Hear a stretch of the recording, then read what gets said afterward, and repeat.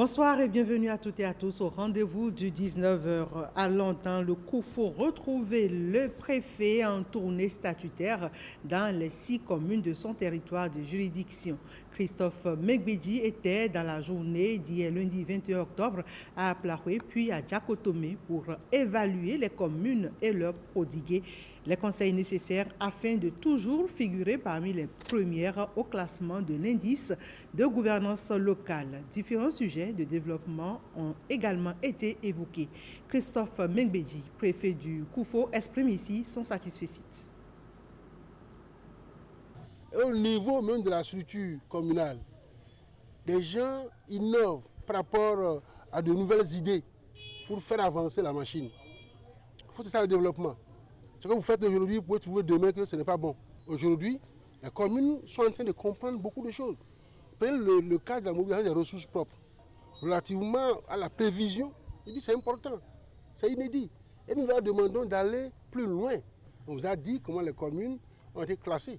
Que la dernière commune était à 99% du point de vue mobilisation des ressources. Et donc, si on doit comparer les communes, ce n'est pas seulement 2. Il faut prendre les 6, il faut prendre les 77. Quand vous faites les comparaisons, vous voyez que les gens se sont bien battus. Et je leur demande d'aller même à 150%. Vous avez vu, nous avons parlé de la sécurité. Nous sommes dans une période éminemment sensible, c'est-à-dire la période des fêtes. Il faut que les parents puissent, à travers donc, les maires, nous donner les renseignements. L'incivisme fiscal ne mène nulle part. Vous voulez que l'on vous construise les voies, que l'on puisse aménager les pistes, que l'on puisse construire les écoles. Mais il faut faire jouer votre partition. Et nous avons aussi souhaité que les parents fassent tout pour que le cadre de vie soit assaini. Notre santé est à ce prix. La transhumance, vous savez que le combat continue. Le gouvernement a revu le décret et nous le mettons en œuvre présentement. Je suis satisfait. Je suis satisfait de ce qui est fait jusqu'ici parce que les gens se battent. La Chambre de commerce et d'industrie du Bénin accompagne pour la 4e fois consécutive les micro, petites et moyennes entreprises à l'accès au marché. C'est à travers le programme de certification et de mise sur le marché des produits. L'édition 2024-2025 est lancée et de nouveaux partenariats noués dans l'intérêt des entreprises béninoises. Les détails dans ce reportage de Wenceslas Saron-Imon et Alessandra Jotan. 3 nouveaux partenariats pour rendre certains produits béninois désormais compétitifs. La Chambre de commerce et d'industrie du Bénin contractualise avec Sens Bénin, l'Agence nationale de normalisation de métrologie et du contrôle qualité ANM et l'École des métiers du marketing et de la vente. En travaillant avec Sens Bénin, dans le cadre de ce partenariat, vous allez pouvoir, comme le disait le SG tout à l'heure, améliorer votre offre à travers son packaging, tant sur le fond que sur la forme, mais vous allez aussi pouvoir accéder à ces acteurs qui sont sur le marché, qui vont vous aider à segmenter votre marché, positionner votre produit de façon à améliorer vos performances économiques. Nous voulons mettre à votre disposition 4 domaines de capacité: des connaissances, des compétences, du comportement et un mindset qui vous permettent réellement, quel que soit le produit que vous vendez, d'avoir les meilleurs stratégies pour les positionner sur le marché. La signature de partenariat intervient dans le cadre du dispositif d'accompagnement des entreprises à l'obtention des autorisations de mise sur le marché et certificats de conformité. Pour cette édition 2024-2025, on dénombre 410 candidatures. Nous sommes pour les 4 éditions à 2400 entreprises qui nous ont sollicité. Cela veut dire que le fait de dire sur notre plan stratégique impulser pour plus d'impact, ce n'est pas anodin.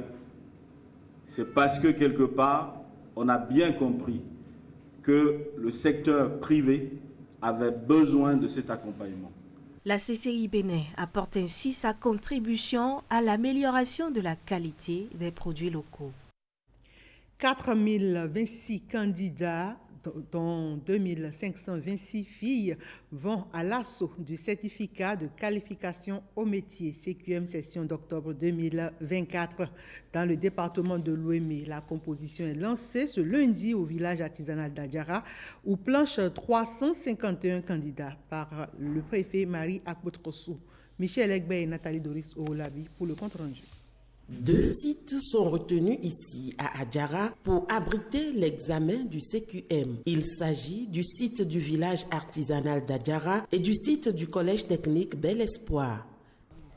Tout se déroule bien parce que le gouvernement a fait le nécessaire pour remettre l'argent pour l'achat des matières dures. Parce que vous savez que c'est ça qui pose souvent problème.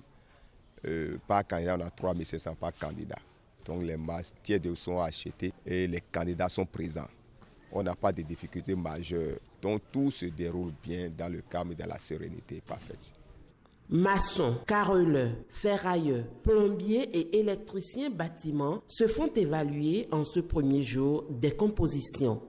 Dans la commune d'Adjara, où on a fait le lancement aujourd'hui, il y a 351 candidats inscrits. Et aujourd'hui même, il y a les métiers, bâtiments et agro qui sont en train de composer aujourd'hui. Et dans la commune d'Adjara où on a fait le lancement, il y a 77 candidats qui sont en train de composer aujourd'hui même. Si on prend peintre bâtiment, il y a 3 candidats. Au niveau de carrelage, il y a 11 candidats. Ferrailleur, il y a 10. Et maçon, il y a 8. Plombier, 3. Et électricien bâtiment, 33. Pour avoir des diplômes bien mérités et être compétitif sur le marché de l'emploi, ce passage est nécessaire pour vous. C'est le lieu pour moi de remercier le gouvernement pour toutes les diligences faites et toutes les dispositions prises pour le bon déroulement de ces examens. 4026 candidats se sont inscrits pour le compte du CQM session d'octobre 2024 rénové dans le département de l'Ouémé. Les compositions prennent fin vendredi prochain. La cité d'Ekpetouni a accueilli la 35e convention nationale de la JCI Bénin. La rencontre était placée sous le parrainage d'un natif de Djougou, le député Malik Seibou Gomina. Reportage. Une convention anniversaire, la fête des 35 ans de la JCI Bénin, a été effective pour célébrer les acquis de plus de 3 décennies dans un contexte particulier propre à l'organisation. Une affaire de détournement de fonds s'est éclatée à la veille des travaux. Toute organisation qui aspire à grandir et se renforcer traverse généralement des zones de turbulence. Ensemble, nous allons travailler à trouver des solutions adéquates pour élever les standards pour qu'elles soient le reflet de nos intentions. À l'exception de la passation de charges à cause de l'absence de l'ancien président national, les assemblées générales et toutes les autres activités prévues ont eu lieu. La troupe est restée mobilisée malgré tout. Ce que j'ai constaté ces derniers jours, c'est que vous avez fait le pari de l'optimisme en tout lieu et en tout temps.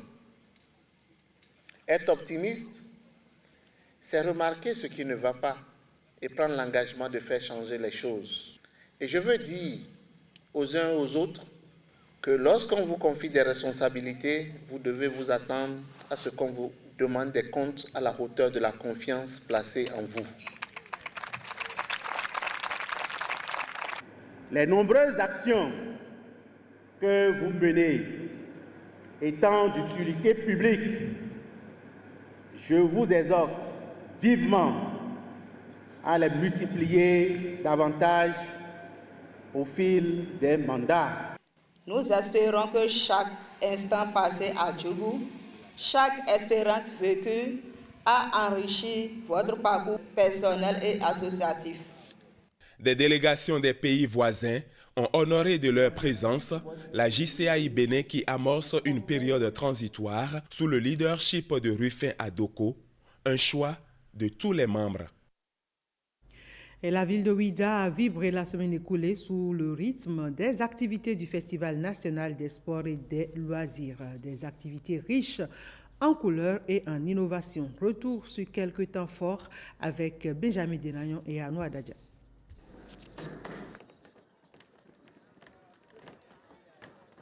Offrir un espace où sont vantées les performances et célébrer les prouesses de nos sportifs. Telle est l'ambition à l'origine du FENACEL, le Festival national des sports et loisirs. Le FENACEL est aussi une opportunité pour les fédérations sportives de communier avec le public, mais aussi entre elles autour des défis et pratiques de leur discipline. La bosse, le jeu de dames, le hadji, la pétanque, le scrabble, le buntu. Plusieurs sports sont mis en exhibition à travers une panoplie d'animations, histoire de captiver l'attention. Ce festival nous a permis à montrer ce que c'est que le tourisme à la population de Ouidah, à promouvoir aussi notre idée, notre vision de hisser le tourisme sur le plan national et international. Notre discipline, le bodybuilding, la construction du corps, le culturisme en français, nous essayons de faire montrer ça au public pour qu'il découvre ce que c'est que réel.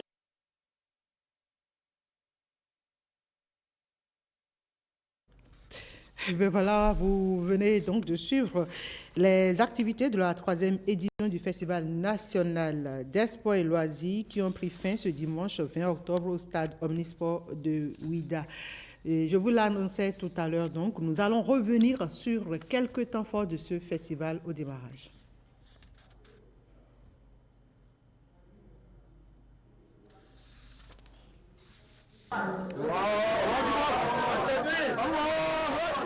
Ces logements sociaux sont désormais mis en service au profit des populations de la commune de Kandi, située à Kandifort. À 3 km de la ville de Kandi, sur la voie de Segbana, ce joyau est destiné aux personnes et ménages mal logés, défavorisés ou rencontrant des difficultés particulières de logement. Ce joyau est destiné à abriter des personnes nécessiteuses, des personnes en difficulté de logement, des personnes ayant une difficulté particulière d'avoir un hébergement décent.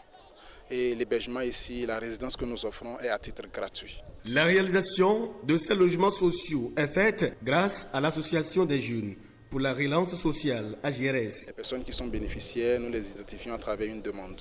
Une demande est adressée à l'ONG avec des pièces bien précises qui doivent constituer un dossier.